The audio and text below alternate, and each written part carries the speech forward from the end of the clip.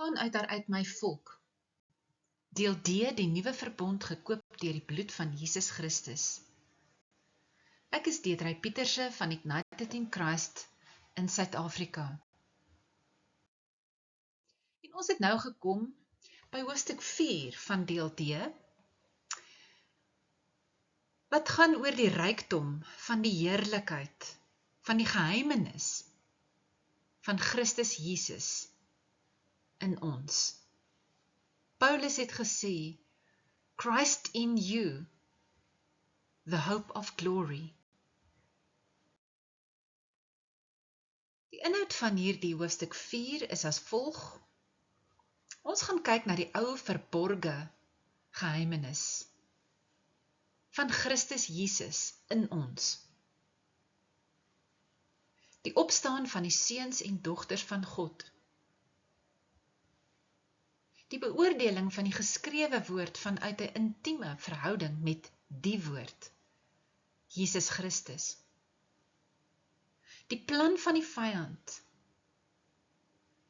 om die opgestane Jesus Christus in ons weer te kruisig. En laastens doen ons 'n kortlikse kritiese onderskeiding deur ons gawe van onderskeiding van die sogenaamde heilige nagmaal.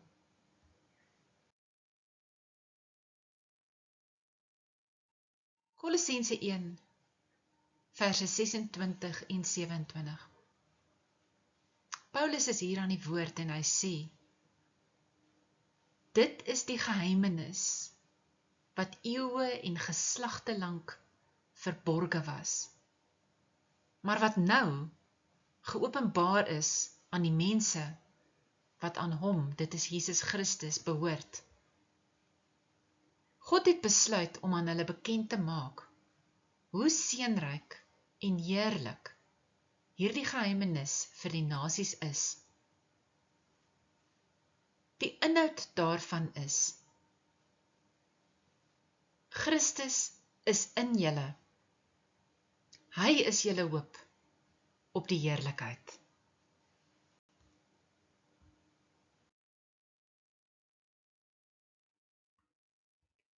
Efesiërs 3 vers 9, steeds Paulus. Ek moet aan almal bekend maak hoe God, die skepper van alle dinge, nou sy verborge plan uitgevoer het, nadat hy dit deur al die eeue geheim laat bly het. In ons verbondenheid met hom, dit is Jesus Christus, en deur ons geloof in hom, kan ons met vrymoedigheid en vertroue na God gaan.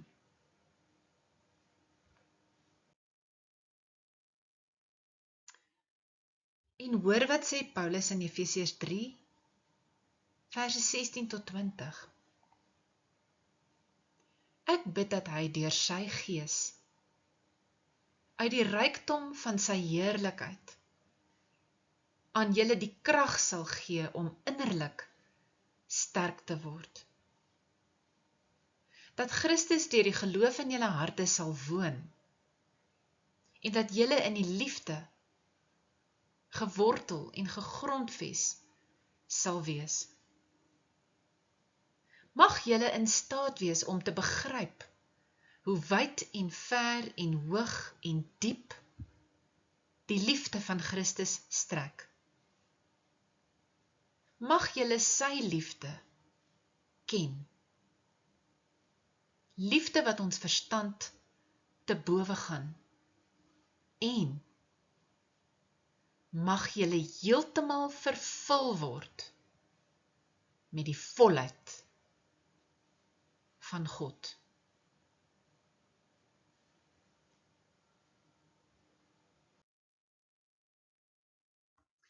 Daarom, liewe bruid van Jesus Christus, is die Babyloniese verborgenhede, the Babylonian mysteries, is 'n blote vervalsing van die oorspronklike ontwerp van God in ons, die tree of life, die boom van die lewe in ons, en die verborgenheid dat Jesus in al sy volheid in ons kan leef.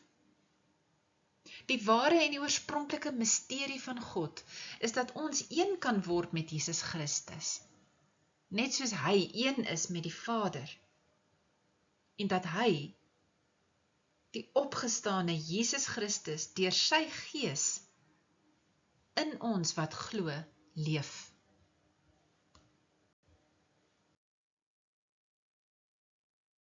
Deur die Heilige Gees in ons, kan ons noue intimiteit met Jesus Christus hê.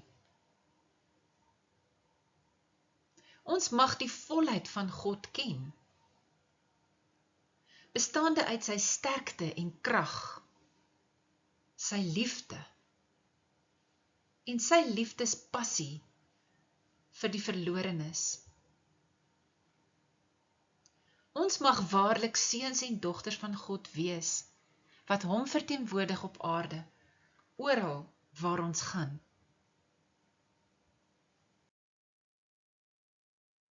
Deur die Heilige Gees in ons, mag ons nou seuns en dogters van God wees.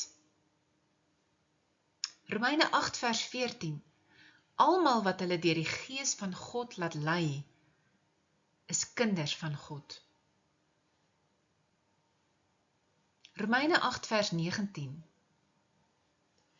die skepping sien met gespanne verwagting uit, dat God bekend sal maak, wie sy kinders is, die seuns en dogters van God.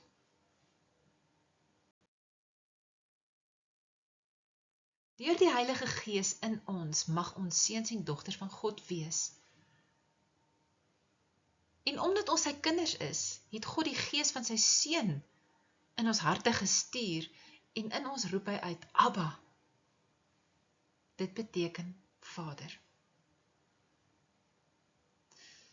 Sorg dan dat julle bo alle verdenking staan en opreg bly, onberispelike kinders van God, te midde van ontaarde en korrupte mense. Tree onder hulle op as ligdraers in die wêreld.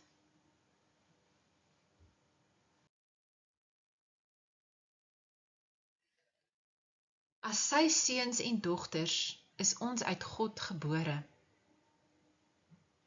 uit sy onverganklike saad. Petrus sê, julle is immers weergebore, nie uit verganklike saad nie, maar uit onverganklike saad, die lewende en ewige woord van God.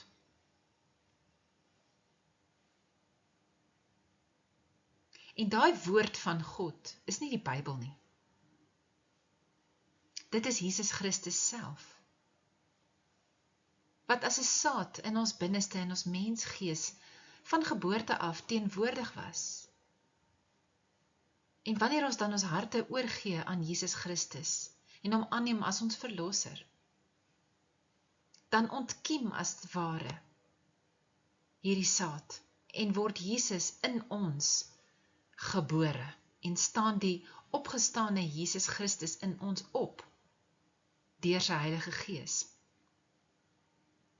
Iemand wat 'n kind van God is, doen nie meer sonde nie, omdat die Gees van God in hom bly. Hy kan nie meer sondig nie, omdat hy nou 'n kind van God is. En dit, liewe bruid van Jesus, beteken nie dat ons in die fisiese riekalm nie meer sondig is nie. Dit beteken bloot dat in God se oë, van sy perspektief af, het ons nie meer sonde nie. Omdat Jesus se bloed ons vrygekoop het, en ons tot volle geregtigheid in hom herstel het. As seuns en dogters van God staan ons dus as gemagtigde verteenwoordigers van Jesus Christus op aarde, met sy mandaat en gesag om die gevangenes vry te laat en sy koninkryk te laat kom. Ons moet dus die koninkryk van God laat uitbrei op aarde en waarlik eindtyd krygers van Jesus Christus wees.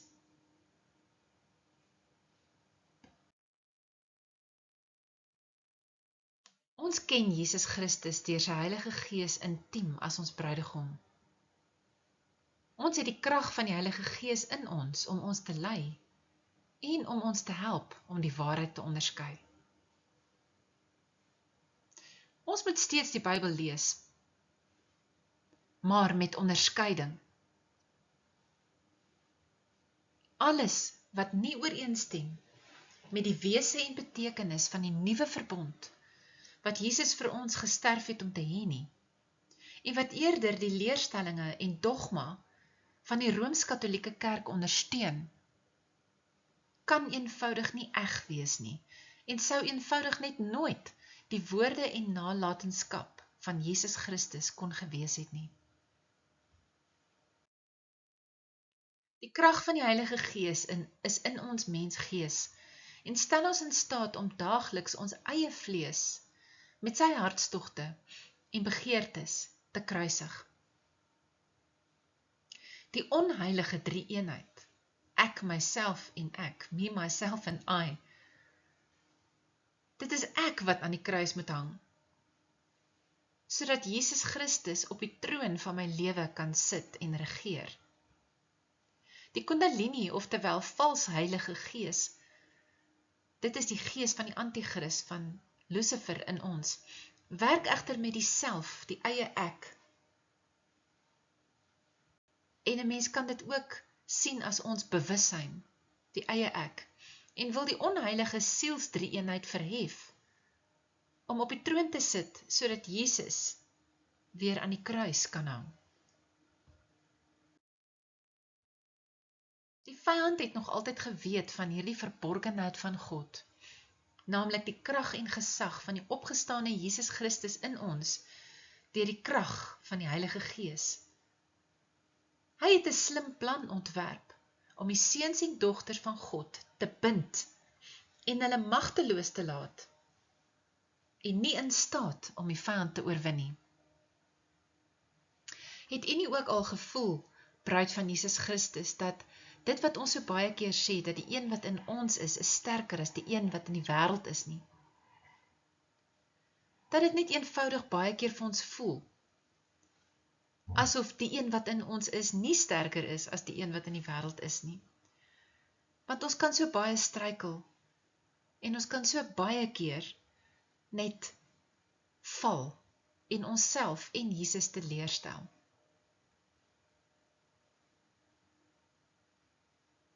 Ja, dit is omdat die vyand ons probeer bind en ons op so 'n manier magteloos laat en dat ons moet voel, ons is nie in staat om te oorwin nie. Die leuen van heilige nagmaal, en ons is nou by die kritiese onderskeiding van heilige nagmaal. Die leuen van die heilige nagmaal het tot gevolg dat ons die opgestane Jesus in ons keer op keer weer kruisig. Dit kom neer daarop dat ons eet van 'n offer wat aan afgode gebring is. Dit verswak die krag van Jesus Christus se bloed vir ons gestort, as ook die krag van die Heilige Gees, Jesus Christus in ons. Daar word dus deur die vyand gesteel van die volheid van Jesus Christus in ons. As wat Jesus aan die kruis gedoen het volledig was, en ons weet dat dit volledig was, dan hoef niks daarby gevoeg te word nie. En ons is tot volle geregtigheid in hom herstel.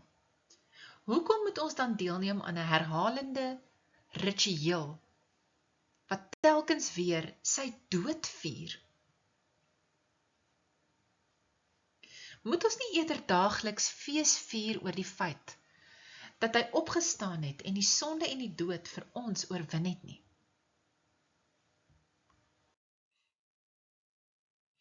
Waarom is hierdie ritueel of seremonie van nagmaal nodig, as ons dan daagliks versterk word in die innerlike mens? Dit is ons mensgees, deur die krag van die Heilige Gees wat in ons woon. Efesiërs 3 vers 16. Paulus sê, ek bid dat hy deur sy gees uit die rykdom van sy heerlikheid aan julle die krag sal gee om innerlik sterk te word. Die volheid van Jesus Christus in ons maak ons dus innerlik sterk. En ons hoef eenvoudig net nie meer onsself te wend na uiterlike, rituele, feeste, wette ensovoorts om ons te versterk nie. Wedergebore en Heilige Gees vervulde gelowiges in Jesus Christus moet dus versigtig wees om hulle nie deur enige rituele, seremonies, sakramente of enige ander dogmatiese, godsdienstige gedrag weer deur die vyand te laat bind nie. Paulus sê in Galasiërs 5 vers 1 die volgende: Christus het ons vrygemaak om werklik vry te wees. Staan dan vas in hierdie vryheid en moet julle nie weer onder 'n slawe juk laat indwing nie.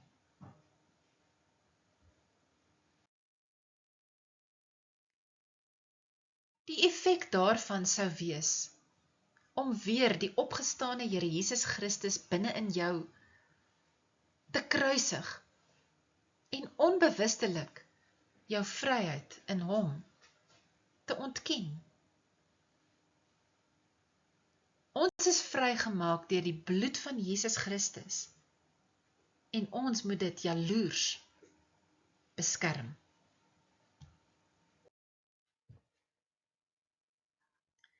Die demoniese prinsipaliteit Jezebel se strategie was as volg, en dit het gekom deur die Rooms-Katolieke Kerk. Om deur rituele en sakramente, godsdienstige leerstellings en dogma, die vyand se koninkryk in ons te aktiveer en te versterk. En die vyand se koninkryk in ons bestaan uit die geheimenis, die mysteries van die okkult, van die aktivering en ontwaking van die Kundalini gees in ons. En om daardeur te veroorsaak dat ons hom onwetend aanbid. En uiteindelik as gevolg van die heksery en gedagtebeheer en programmering, wat gepaard gaan met aanbidding van die vyand deur rituele, sakramente ensovoorts, dat as gevolg van die heksery, gedagtebeheer en programmering ons uiteindelik, onbewustelik, 'n vals Jesus, naamlik die Antichrist, sal volg.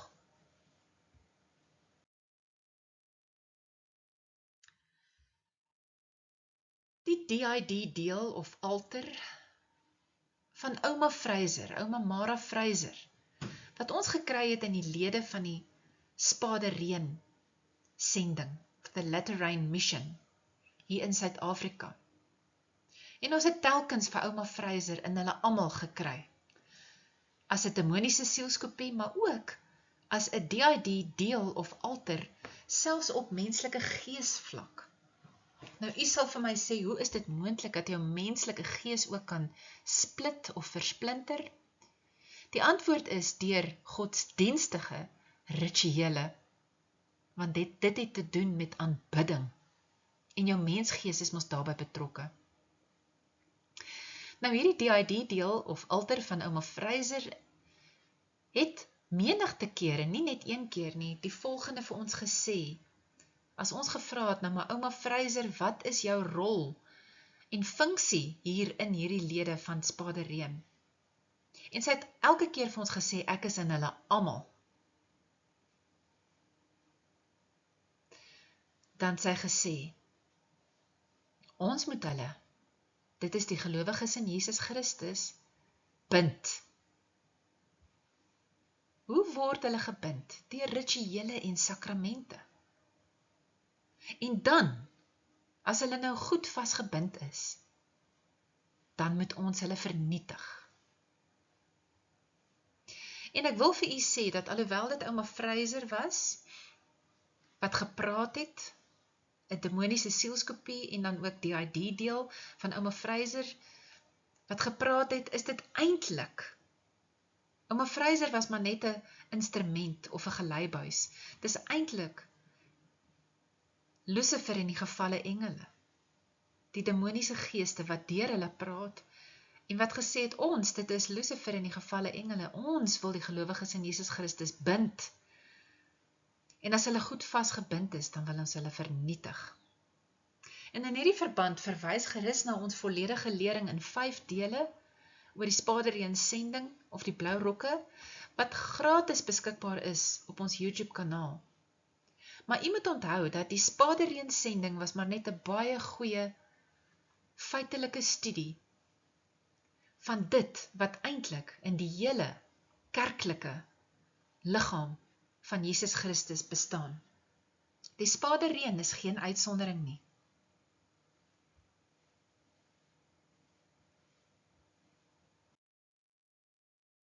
En dan ook die woorde van die DID deel of alter van Helena Blavatsky, wat al oorlede is, van die Theosophical Society. Dis 'n baie hoogs okkultiese gemeenskap. Helena Blavatsky, wat ons ook in al die blou rokke gekry het, wat ons bedien het in een van die voormalige blou rokke gesê, en hierdie woorde van haar bly ons by. Ons het gevra aan Helena Blavatsky, wat kan jy ons vertel van die gees van Spadereen? Want ons het die gees van Spadereen in al die blou rokke gekry.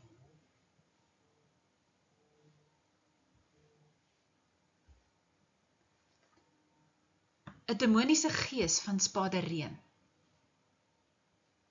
wat uitgekom het, 'n demoon wat gesê het, as ons hom vra, wat is sy naam, en sê, ek is die gees van Spadereen. En toe is nou vir Helena Blavatsky, wat ons ook in al hierdie blou rokke gekry het, as demoniese sielskopie en op DID deel, vra, maar verduidelik bietjie vir ons, wat is hierdie gees van Spadereen? Toe kom die antwoord.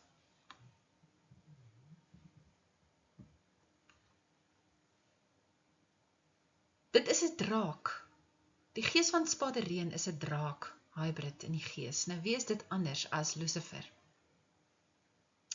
En sy het dit so verduidelik, sy het gesê, ek kan dit verduidelik as volg. Dit is soos roomys, met verskillende geure. Met ander woorde, hierdie gees van Spadereen is nie net uniek tot die Spadereen nie. In die Spadereen noem hy homself die gees van Spadereen, maar dit is Lucifer. Dit is Satan. Maar in elke kerklike instansie en in elke bediening van Jesus Christus, wat nog steeds glo in die doping in water, het sy van babas, het sy deur volle onderdompeling, wat nog steeds nagmaal hou, wat nog steeds in dualisme staan, in 2 verbonde, een met Satan, een met Jesus Christus, sal ons hierdie gees kry. Die geure verskil net, same evil, different flavor. Met ander woorde, hy kom in al die kerke voor. Dis, liewe bruid van Jesus Christus, wat u moet besef is. Wat u moet besef is, dus Satan alias Lucifer en die gevalle engele is binne in die kerk, die liggaam van Jesus Christus op aarde, omdat die kerk in dualisme is, en in 2 verbonde staan, en onbewustelik ook vir Satan aanbid.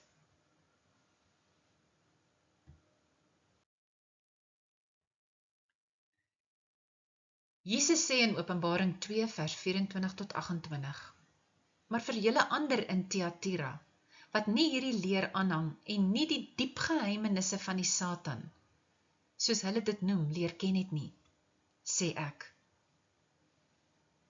Ek lê op julle geen ander verpligting nie.